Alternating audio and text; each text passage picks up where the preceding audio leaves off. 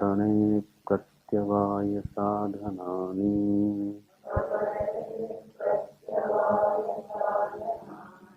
संध्या वंदनादीनि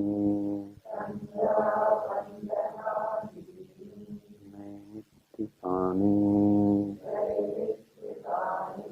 पुत्रजन्मादि अनुबन्धीनि जाते इत्यादीनि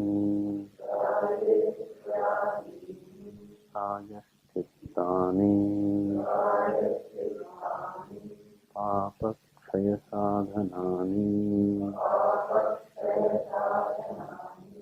जाते इत्यादीनि चान्द्रायणादीनि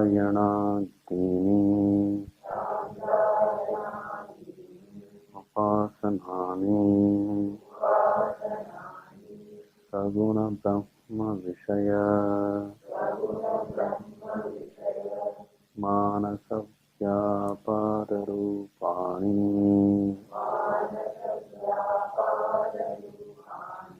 शाण्डिल्य विद्यादीनि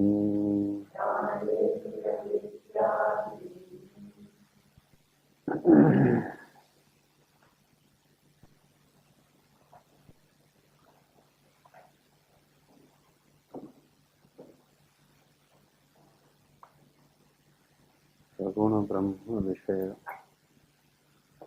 मानस व्यापार रूपाणि उपासनानि। उपासना की मूल प्रकृति सगुण ब्रह्म विषयक विचारधारा, सगुण ब्रह्म विषयक सजातीय वृत्ति प्रवाह है।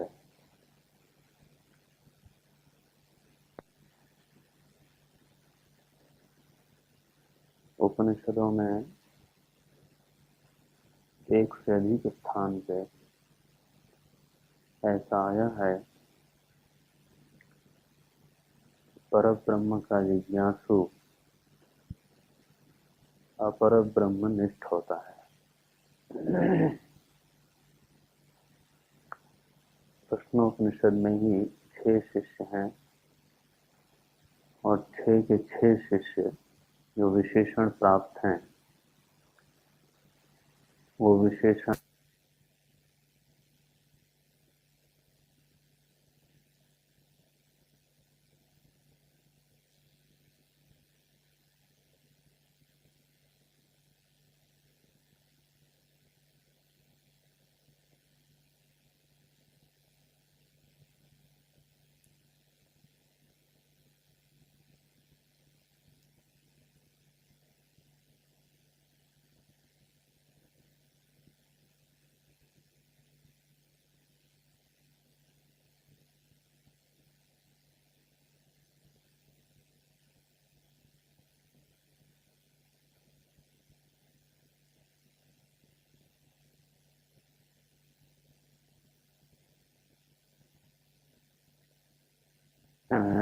ब्रह्मनिष्ठा परब्रह्म अन्वेषमाणा।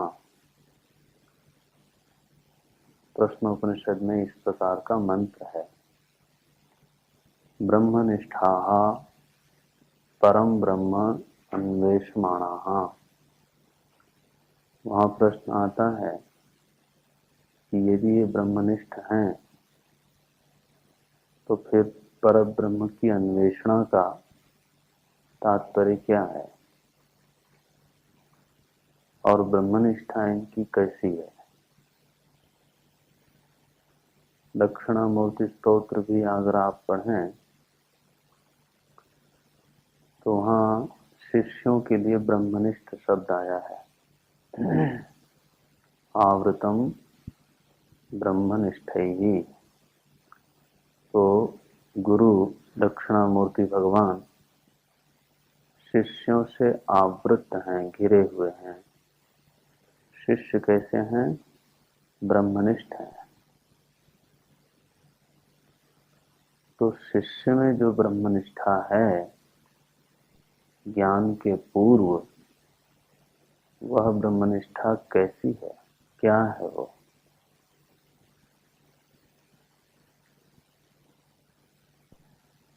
भाष्यकार ने समाधान किया है अपर ब्रह्म में, सगुण ब्रह्म में उनकी पूर्ण निष्ठा है। निष्ठा का अर्थ होता है स्थिरता। था धातु से लिखा गया है। था गति निवृत्तौ। महर्षि पाणिनि ने कहा था धातु का अर्थ होता है गति का अभाव, गति निवृत्तौ।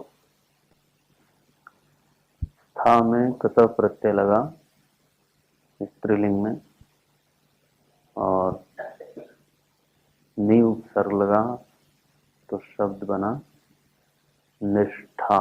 निष्ठा तो निश्चेण निश्शेषेण स्थास्यति यस्मिन् इति निष्ठा, जिसमें व्यक्ति निश्शेष रूप से, अशेष रूप से, बिना बाकी लगाए समग्र व्यक्तित्व के साथ जिसमें स्थिर है और जहां से हिलता नहीं, उसको कहते हैं निष्ठा। जैसे आज हमारी शरीर निष्ठा है, सोते हुए, जागते हुए, कर्म करते हुए, भोग करते हुए, यह भाव कभी नहीं जाता कि मैं शरीर नहीं हूं, मैं शरीर हूं, ये भाव सदैव बना रहता है।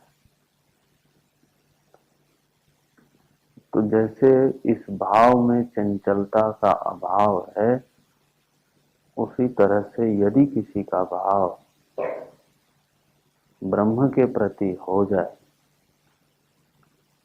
सगुण ब्रह्म के प्रति हो जाए, तो उसको अपर ब्रह्मनिष्ठ अथवा सगुण ब्रह्मनिष्ठ कहते हैं। और ये होता तभी है जब इसका धीरे धीरे करके अभ्यास किया जाए। उपदेश सार की परिप्रेक्ष्य में देखें अगर आप, तो विरल चिंतन पहले होता है, फिर सरल बाद में होता है। भेद भावना से किया गया चिंतन सगुण विषयक चिंतन होता है, और उसका क्रम पहले तो विरल होता है, बाद में सरल हो जाता है। लेकिन ये सब होता कैसे है? इसके साधन क्या हैं? तो कल चर्चा हम कर रहे थे कि परमात्मा की स्मृति बिना संबंध स्थापित किए नहीं होती। संबंध जोड़े बिना स्मृति का स्फुरण नहीं होता। ये जगत में ही देखा गया नियम है। किसी से हम मिले और हम उससे संबंधित नहीं हो पाए और चले आए घर, तो पता नहीं कितने लोग हमारे जीवन में मिले होंगे, लेकिन उनका स्मरण तो बिल्कुल याद ही नहीं है कि वो भी कोई हमारे जीवन में आए थे। लेकिन यदि किसी से हमारा संबंध जुड़ गया, तो जितना गहरा संबंध होगा, स्मरण भी उतना ही प्रगाढ़ होगा। ये नियम है।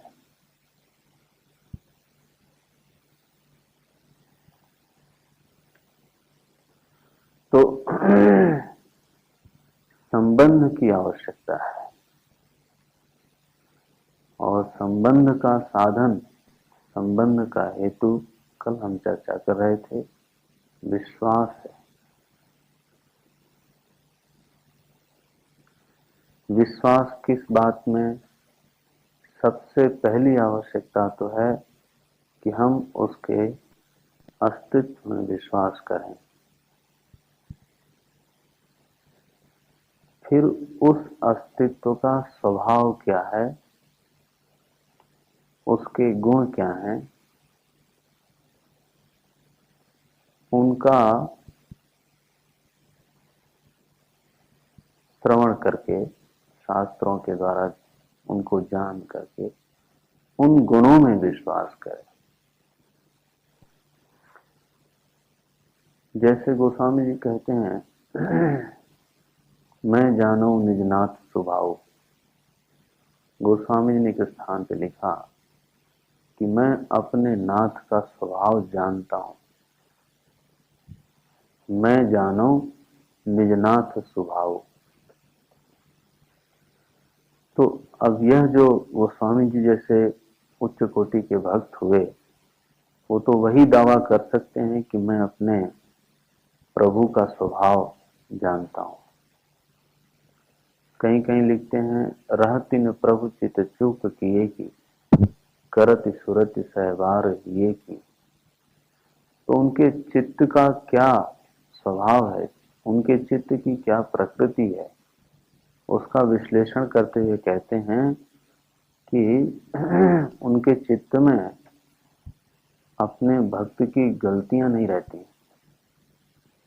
रहती न प्रभु चित चूक किए। चूक अगर कोई हमसे हो गई हो तो भगवान के चित्त में वो सब नहीं रहता। लेकिन यदि हमने एक बार उनको स्मरण किया हो, करति सुरति सै बार ये की, एक बार का स्मरण उनके हृदय में 100 गुना रहता है, 100 बार रहता है। तो इस प्रकार का जो भगवान के स्वभाव का अध्ययन है, उनके चित्त के विषय में जो आस्था है, यह आस्था का दूसरा पहलू है। लेकिन पहली आस्था, पहला विश्वास तो उनके अस्तित्व में ही होना चाहिए। तो विश्वास यदि हो जाए और ये लगने लगे कि हमारे हितैषी यही है, हमारे संरक्षक यही है, हमारे प्रेमास्पद यही है, हमारे आराध्य यही हैं और अंतिम लक्ष्य भी यही है। यदि इस प्रकार का विश्वास हो जाए और इसी विश्वास के आधार से हम उनसे संबंधित हो गए,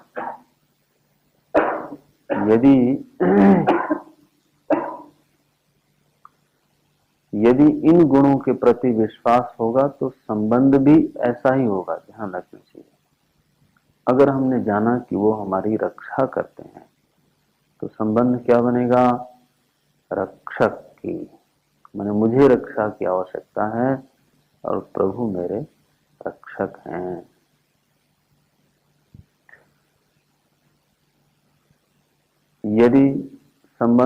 यदि हमने देखा कि वो हमारे आराध्य हैं तो मैं बना आराधक, वो बने आराध्य।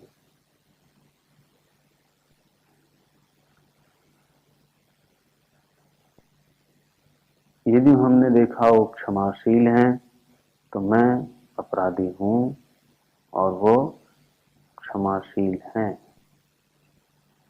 महाराज, ये कई तरह के संबंध नहीं है। भक्तों ने तो कहा, भाई क्या बताएं, सब मिला के ऐसा लगता है कि सर्वस्वम। आप कौन हैं? बोले आपको हम एक संबंध में क्या देखें। आपने देखा ना, तुम्हें माता का जो श्लोक है, तुम्हें माता च पिता तुम्हें, अंतिम में क्या है? तुम्हें सर्वम। केवल स्वामी थोड़ो है, केवल आराध्य नहीं है, केवल प्रेमास्पद नहीं है। त्वमेव सर्वम मम देव देव। तो संबंध तो बन जाता है और स्वस्थ संबंध बन जाता है यदि प्रभु के अस्तित्व और उनके गुणों में विश्वास ठीक हो जाए।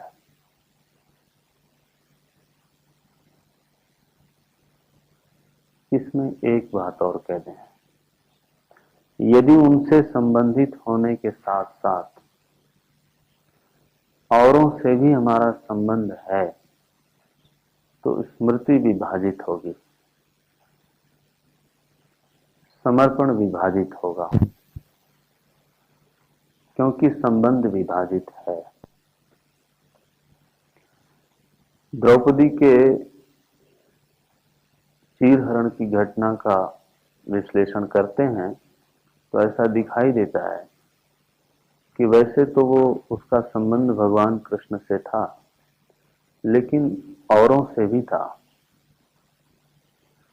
और जो औरों से था वो वहीं थे, वो ज्ञात थे, वो प्रत्यक्ष थे, और कृष्ण वहां पे नहीं थे, वो प्रत्यक्ष नहीं थे, लेकिन फिर भी वो संबंधित थी उनसे।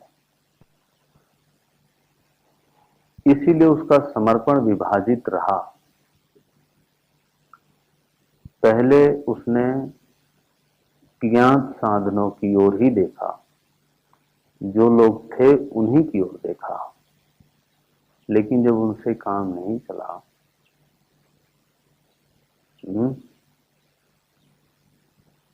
क्यों नहीं पहले ही कृष्ण को बुलाया उसने? यदि इसका विश्लेषण करेंगे आप तो ऐसा मिलेगा कि क्योंकि उसका समर्पण विभाजित था, और समर्पण विभाजित था उसका कारण उसके संबंध एक से नहीं थे, अनेक से थे। तो ईश्वर की स्मृति भी, हाँ जी, विभाजित हो जाती है यदि हमारे संबंध अनेकों से हो। और कैसे संबंध हो कि ईश्वर भी संरक्षक है, लेकिन ये चीज भी संरक्षक है, ये व्यक्ति भी हमारा संरक्षक है, ये वस्तु भी हमारी प्रेमास्पद है, ये परिवार, ये राष्ट्र, ये समाज, महाराज ये धन संपत्ति, अगर इनको भी हम उन्हीं संबंधों से देखते हैं और वैसे ही संबंधित होते हैं, तो निश्चय है कि कभी ईश्वर का भरोसा होगा और कभी इन चीजों का होगा।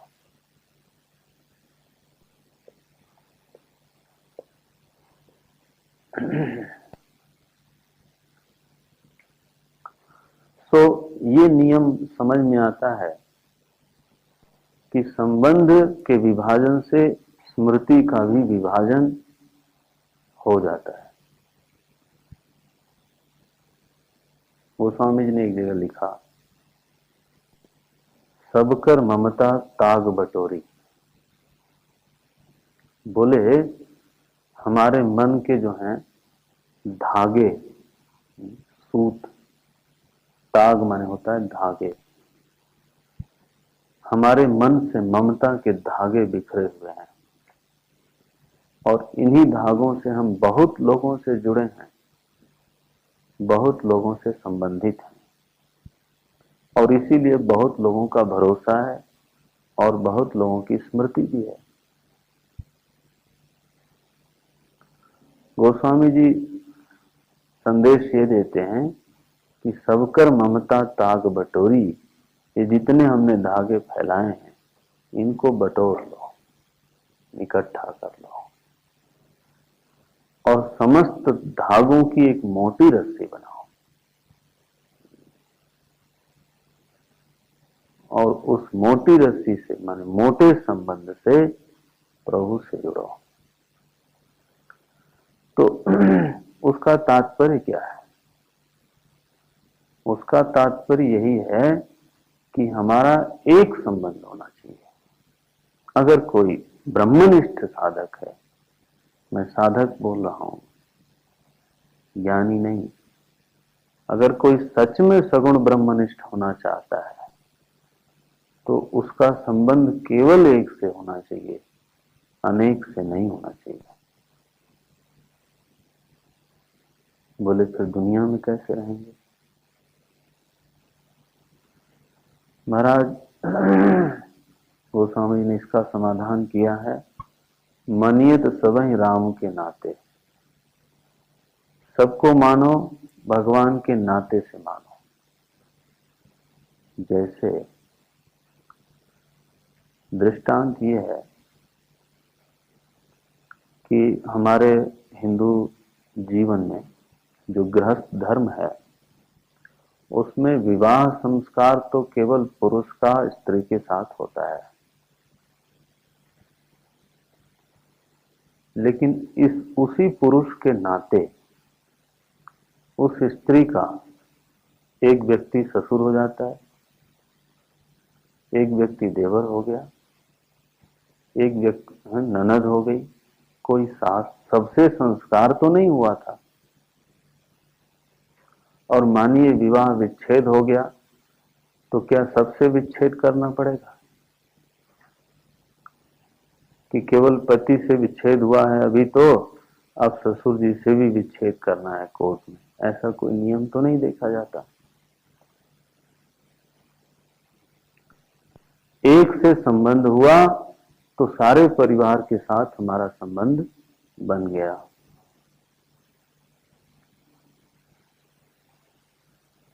और एक के साथ संबंध विच्छेद हुआ तो सारे के साथ संबंध विच्छेद हो गया। तो सारे संबंधों के केंद्र में स्त्री का मूल संबंध किससे है? महाराज उसके पति से है। उसी के नाते कोई सास है, कोई ससुर है, कोई ननद है, कोई देवर है, कोई जेठानी है, कोई देवरानी है। माने सारे संबंध जो हैं उनके केंद्र में एक संबंध है।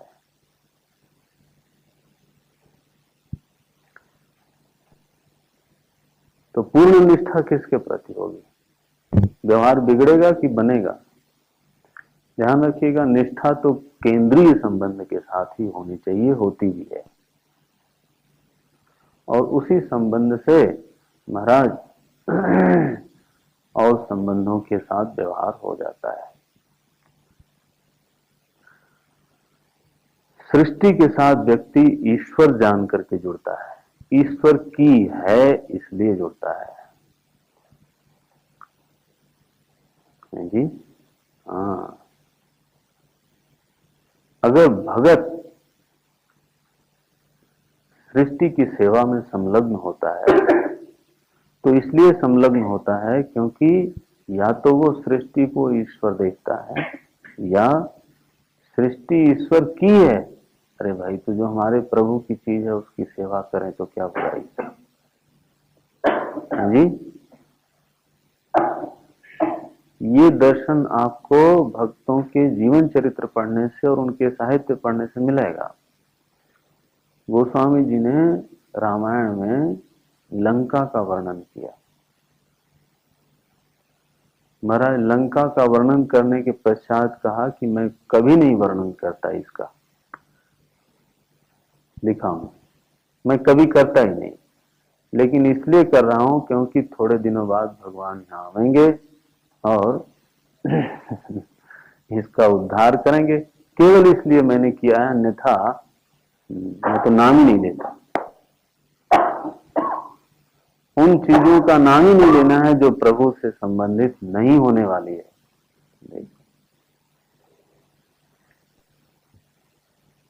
ऐसा गोस्वामी जी के सभी आराध्य हैं, किसी से असंबंधित नहीं है वो, लेकिन सारे संबंधों के केंद्र में एक है। मीरा जी ने उनको कहा कि महाराज लिख के भेजा कि बड़ा धर्म संकट हमारे सामने है, हमारे हृदय में कृष्ण भक्ति का इतना आकर्षण है कि मैं रह नहीं सकती, और लोग इसको मर्यादा विरुद्ध मानते हैं, लोक विरुद्ध मानते हैं, तो कैसे क्या किया जाए?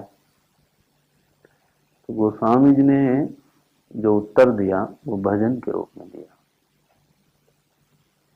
जाके प्रिय न राम वैदेही, तजिए ताहि कोटि वैरी सम, यद्यपि परम स्नेही।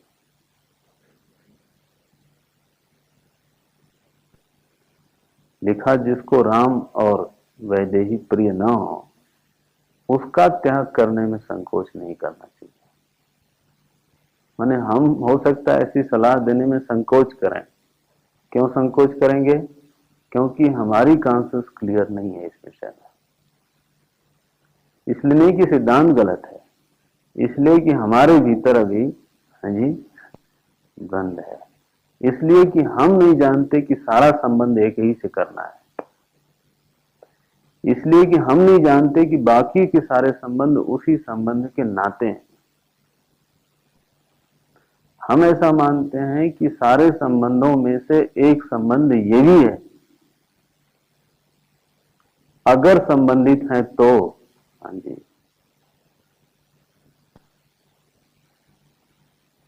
और वहां स्थिति क्या है? मनियत सबई राम के नाते।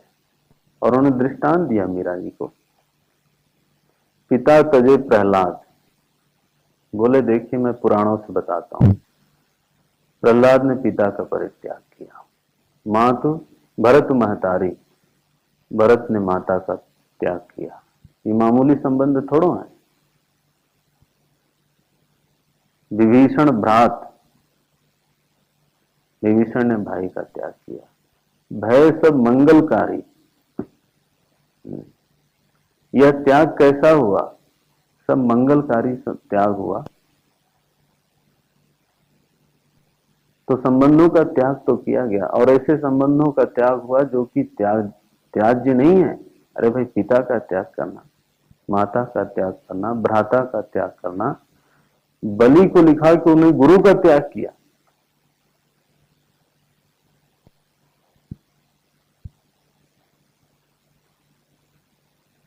तो संबंधों का ही त्याग हुआ ना। और कैसे संबंधों का? जो आदरणीय है, जो त्याज्य नहीं है। लेकिन वो त्याग किए गए। क्यों किए गए? बस प्रभु विरुद्ध होने के कारण। तो ये संभव तभी होता है जब हमारा संबंध अधिक से अधिक उनसे बढ़े। और मैं आपको सीधी बात बताऊं, संबंध उनसे अधिक तभी बढ़ेगा जब हम संरक्षा सुरक्षा का स्रोत उन्हीं को मानेंगे, जानेंगे। अरे महाराज ये दवाई नहीं काम करी तो बोले अंत में तो भगवान का सहारा है ही। अरे महाराज जब अंत में सहारा लेना है तो आज ही क्यों नहीं लेते? बोले आज नहीं लेंगे, आज ले लेंगे तो दवाई नहीं कराएंगे। बोले ऐसा नहीं है। हमसे कोई कहता है कि वृद्धावस्था में आपका क्या होगा, मैं आपको प्रैक्टिकल बात बता रहा हूं। मुझसे पूछ ही दे, मेरे हितैषी लोग हैं, पूछ ही देते।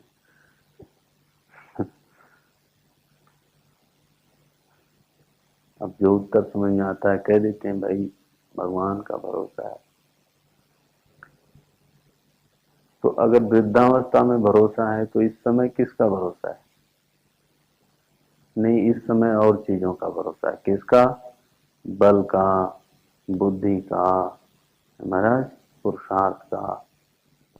तो माने जब कुछ न चले तो उनको पुकार लो।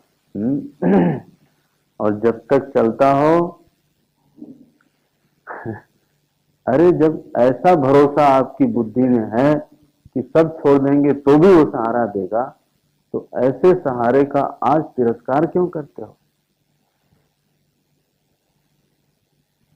और जो छोड़ देने वाले हैं उनका सम्मान क्यों करते हो? माने बुद्धि में ये बात बैठी है कि जब सब सहारे खत्म होंगे तब एक तो है ही, वो कहां जाएगा? तो जो कभी नहीं छोड़ता उसका आज तिरस्कार है, और जो छोड़ने वाले हैं बस उन्हीं का ग्रहण है। ऐसा विरोध जीवन में है हमारे।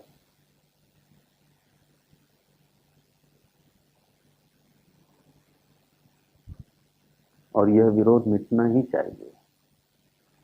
और यह विरोध मिटेगा तभी जब हम संबंध एक से केवल जोड़ेंगे। बाकी चीज उसके नाते हैं तो हैं और नहीं है तो नहीं है, बात खत्म हो गई। सीधी सी बात है।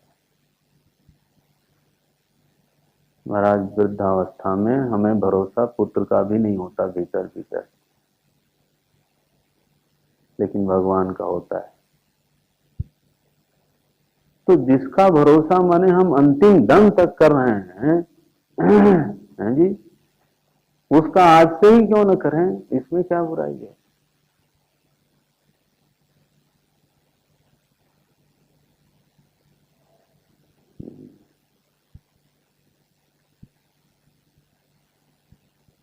उपासना ऐसे बनती है। ये तो पढ़ने, आप तो केवल पढ़ने नहीं आए ना, आप तो पर ब्रह्मनिष्ठ बाद में होइए, हो ही जाएंगे भगवान की दया से, लेकिन अपर ब्रह्मनिष्ठ तो हो गए। पहले समर्पण तो हो। जो भावे सो कर कृपा तेरो तुलसी, खोटो खरो रावरो, अच्छे हैं बुरे हैं महाराजा आपके, यह भाव बढ़ जाए, गाढ़ हो जाए, तब तो बात बने।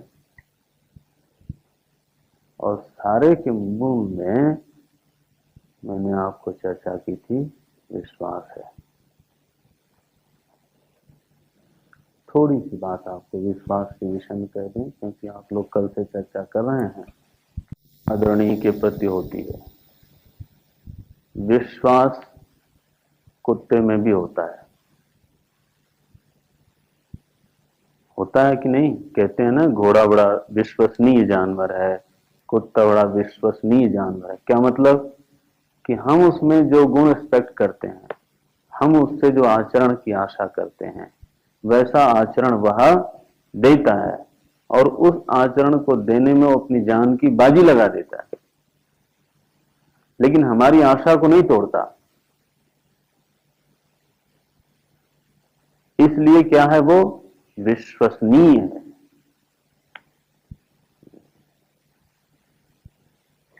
तो हमारी अपेक्षित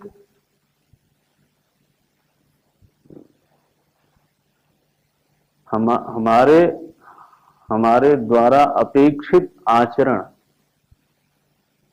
अथवा व्यवहार का जो पोषक होता है वह विश्वसनीय होता है। फिर से बोल देते, हमारे द्वारा अपेक्षित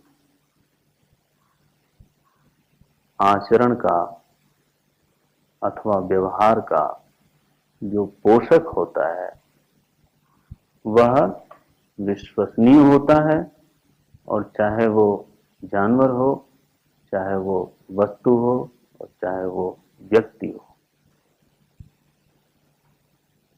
या कोई भी हो सकता है।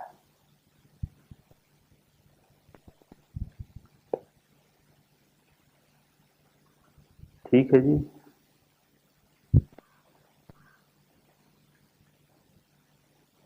अब अगर विश्वास शून्य हो किसी चीज के प्रति, माने ईश्वर एक ऐसा विषय है कि जिस विषय में ये विवाद हमेशा रहा है कि कुछ लोग आस्तिक रहे हैं, कुछ लोग नास्तिक रहे हैं। ये कोई आज की स्थिति नहीं है। कठोपनिषद में ही नचिकेता कहते हैं, अस्तिति एके नास्तिति चैके। कोई लोग कहते हैं है, कोई लोग कहते हैं नहीं। कठोपनिषद। तो महाराज इसका जो साधन है इस विश्वास का, वो प्रारंभ जो होता है वो अपने हृदय से होता है, और उसकी पुष्टि जो है वो बाहर से होती है।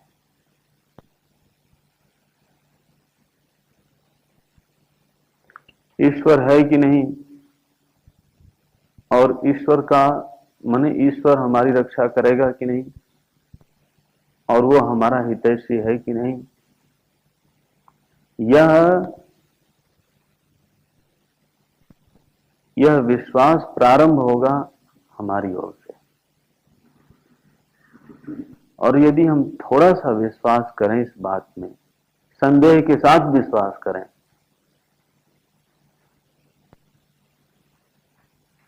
तो उस विश्वास की, थोड़े से विश्वास की जो पुष्टि होगी वो ईश्वर के द्वारा होगी, क्योंकि वो वैसा ही व्यवहार करेगा जैसा हम उससे आशा करते हैं, और वो करता ही है। ये उसका स्वभाव है। यदि हमने, जितना हम उसके प्रति समर्पण है उतना रखवाला हो जाता है वो। जिस सीमा तक हम उसको अपना हितैषी मानते हैं उस सीमा तक निश्चित रूप से वो हितैषी का व्यवहार देता है, और यही उसका व्यवहार देना हमारे विश्वास वर्धन का हेतु बनता है। यदि वो ऐसा व्यवहार न दे तो विश्वास कभी बढ़ नहीं सकता।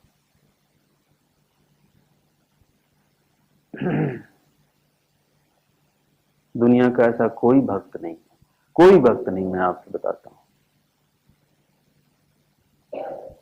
जो ईश्वर की मदद के बिना विश्वास कर ले ईश्वर में। ऐसा कोई हो ही नहीं सकता।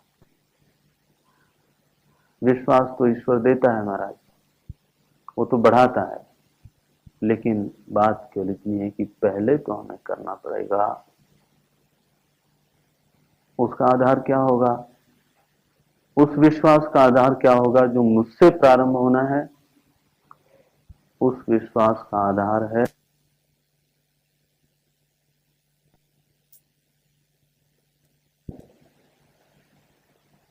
श्रवण।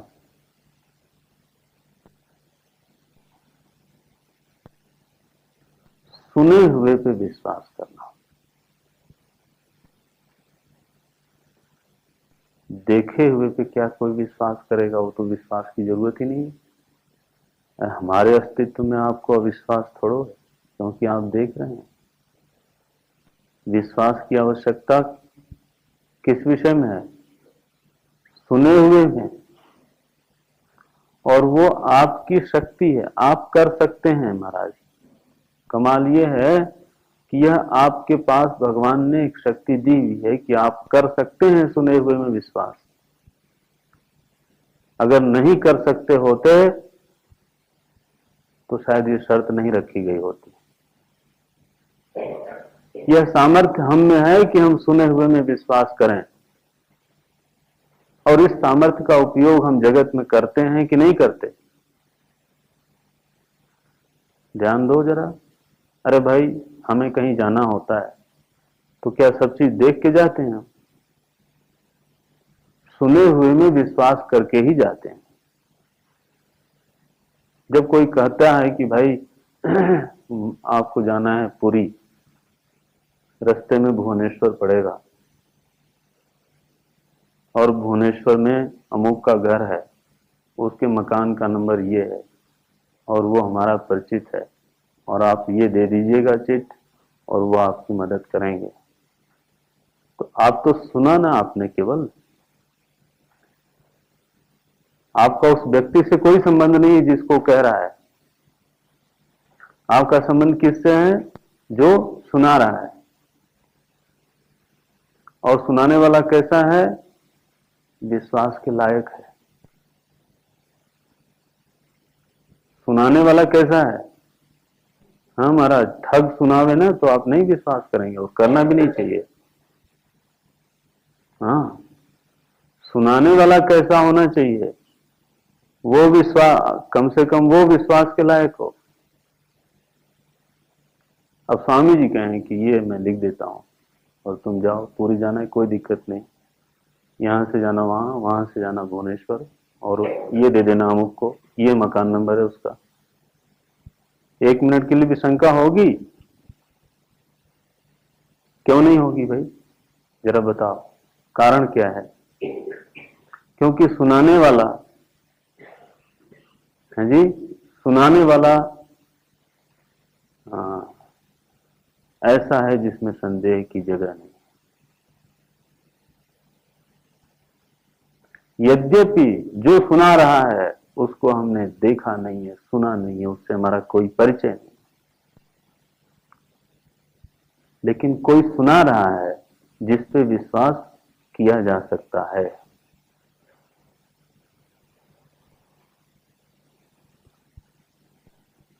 अध्ययन करो, मनन करो, तो कहां से कौन सी चीज जन्म लेती है इसका पता तो लगेगा। और मानिए कि हम गए भुवनेश्वर और वहां से वो चीज हमें मिली, वो व्यक्ति, वो मकान नंबर मिला, फिर वो व्यक्ति का नेम प्लेट पे नाम भी मिला, और मैंने वो दिखाया चिट, तो महाराजों ने हाथों में उठा लिया। अब बताओ, वो जो विश्वास है वो कितना बढ़ा? वो सत्य निकला, वो सत्य निकला। इसके पहले वह विश्वास चाहे जितनी सीमा तक हो, लेकिन थोड़ा बहुत संदेह जरूर होगा, थोड़ा बहुत भय उसमें जरूर होगा। सत्य निकला कहने का मतलब यह है कि पहले अभी ये पुष्ट नहीं हुआ था। सत्य निकला कब? जब सुने हुए ने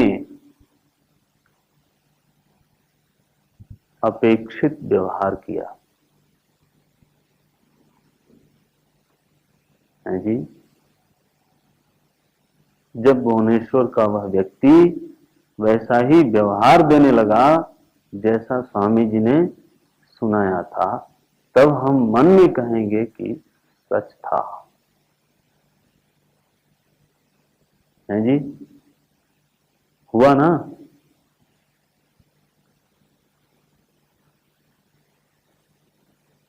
ऐसे विश्वास पड़ता है, बाहर से भी और भीतर से भी।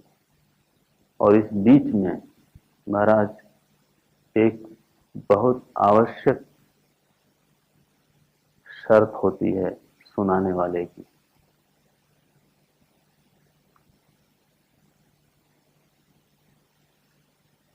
तुलसीदास जी कहें, सूरदास जी कहें, श्री रामानुज वल्लभाचार्य जी महाराज कहें, शंकराचार्य जी महाराज कहें, ऋषि लोग कहें, और नहीं मानने वाले कौन लोग हैं? जरा उनका चरित्र और उनका व्यक्तित्व देख लो। मानने वालों का ये व्यक्तित्व चरित्र है जी। ये लोग कहें और इनकी बात में विश्वास न किया जाए, क्या तुक है जी? क्या तुक है विश्वास न करने का?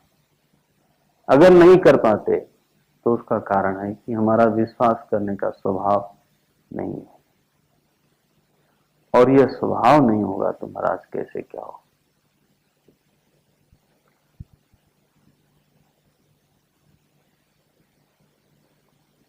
अथवा ऐसा कहें कि हम अपने सुने हुए पर भरोसा करने की सामर्थ्य का उपयोग नहीं कर रहे हैं। ये हमें कहना ज्यादा उचित लग रहा है। सामर्थ्य दी हुई है, हमारी बनाई हुई नहीं।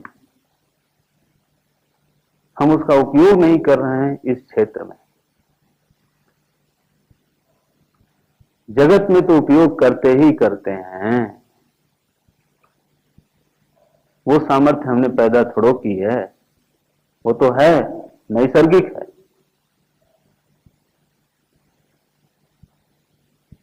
जरूरत इस बात की है कि हम इस क्षेत्र में उसी सामर्थ्य का उपयोग करें। किस सामर्थ्य का? सुने हुए प्रभु में विश्वास करना। संदेह के साथ ये छूट है, और उस संदेह का निवारण महाराज प्रभु स्वयं करते हैं। ये उनका वादा है। गीता में वो कहते हैं, यो यो याम याम तनुम भक्त्या श्रद्धया अर्चितुमिच्छति तस्य तस्याचलाम श्रद्धाम तामेव विददाम्यहम्। श्रद्धा तो महाराज मैं देता हूं।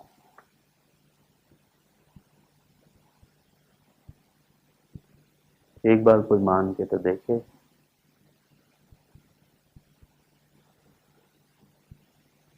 ये दोनों ओर से बात बनती गई, बनती गई, बनती गई और संबंध बनता गया। बस कॉन्सिक्वेंसेज वही होंगे। जितना गहरा विश्वास, उतना गहरा संबंध, उतनी गहरी स्मृति और उतनी गहरी ब्रह्मनिष्ठा। क्रम है।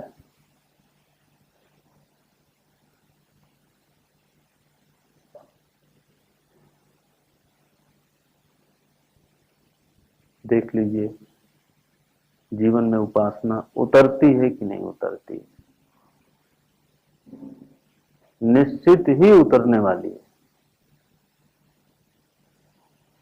पहले ये बात हम लोगों को समझ में नहीं आती थी कि औरों से संबंध नहीं रखने का क्या मतलब है। लेकिन अब थोड़ा बहुत तो उन्हीं की कृपा से, उन्होंने भरोसा दिलाया तो लगा कि भाई बाकी भरोसे जिसको तुम कहते हो वो छोड़ने हैं, ये तुम जानते हो, तुम भी जानते हो कि ये छोड़ देंगे, फिर भी उसका तिरस्कार और उसका स्वीकार किए बैठे हो, कैसा विरोध है।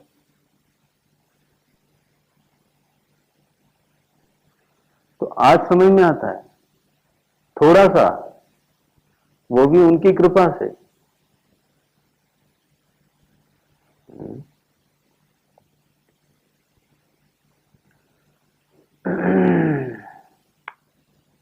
अब कछ नाथ न चाहिए मोरे, दीन दयाल अनुग्रह तोरे।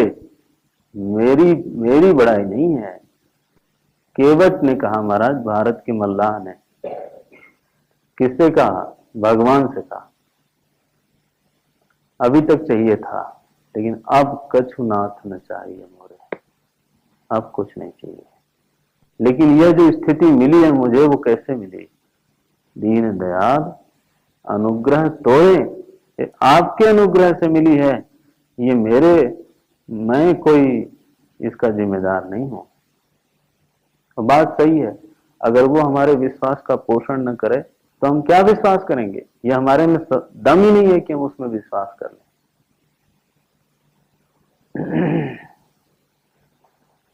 थोड़ा बहुत जो हम में आप विश्वास करते होंगे, वो इसलिए करते होंगे क्योंकि आपके अपेक्षित व्यवहार को मैं देता होऊंगा, और जिस अंश में नहीं दूंगा उस अंश में आप विश्वास नहीं करेंगे। बात सीधी है।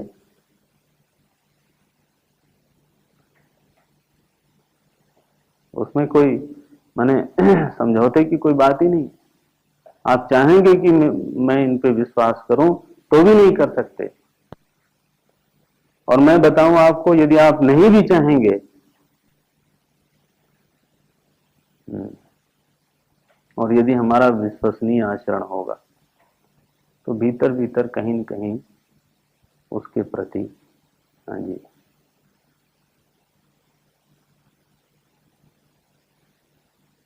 तो ये जो आप विश्वास जो है कल दिन भर से गौंठ रहे हैं उसकी लाइन ये, उसकी डगर ये, यहां से चलो। कहां से? श्रवण से। इसलिए गोस्वामी जी ने प्रथम भगत संतन कर संगा लिखा है। अरे महाराज, कोई साधारण वाक्य थोड़ो है ये जीवन के रहस्य हैं। प्रथम भगति संतन कर संगा। संतन कर संगा माने क्या शरीर से शरीर मिला रहता है? नहीं महाराज, वो तो सुनाते हैं, और सुनाते हैं तो चूंकि संत सुना रहा है इसलिए उसमें विश्वास होता है, विश्वास करने का अवसर होता है।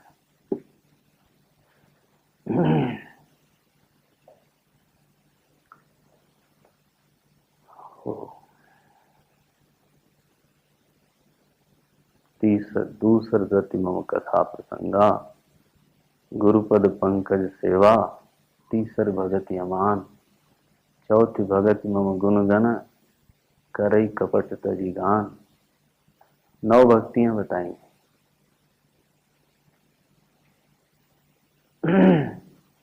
हाँ जी, किस लिए बताएं?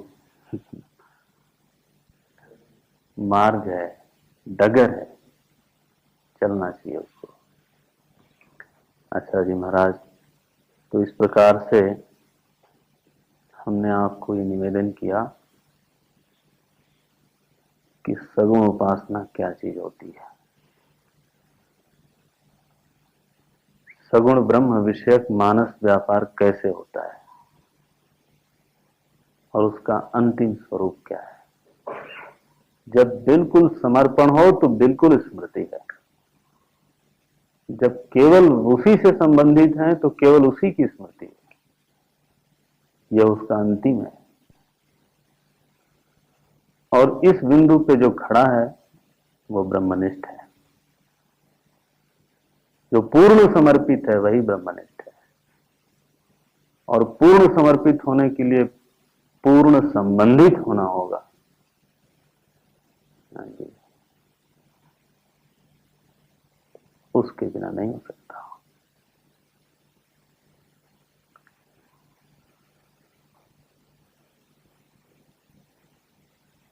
पर ब्रह्मन अन्वेषमाणा ब्रह्मनिष्ठा, तो ब्रह्मनिष्ठा ये लोग हैं महाराज, तुलसीदास जी हैं, सूरदास जी हैं। हम लोग तो अभी ककहरा पढ़ रहे हैं।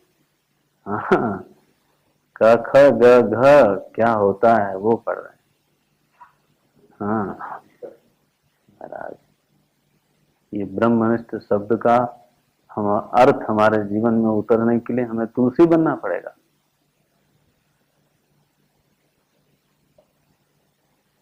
हमें सूर बनना पड़ेगा। हाँ जी, वो सोचा वो नाम जो उनके लिए कहा जाता है वो, हाँ जी, अपने लिए जब आवे तब होगा। ये तो भी सिद्धांत हम लोगों का चलता है, वो ठीक नहीं है। मैंने बताया था भी सिद्धांत माने ये भी और वो भी। तो ये जो ये भी और वो भी है, ये भी सिद्धांत अच्छा है, बहुत अच्छा नहीं है।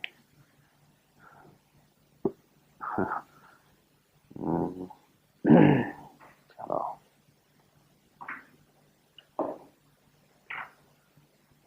हे प्रभु।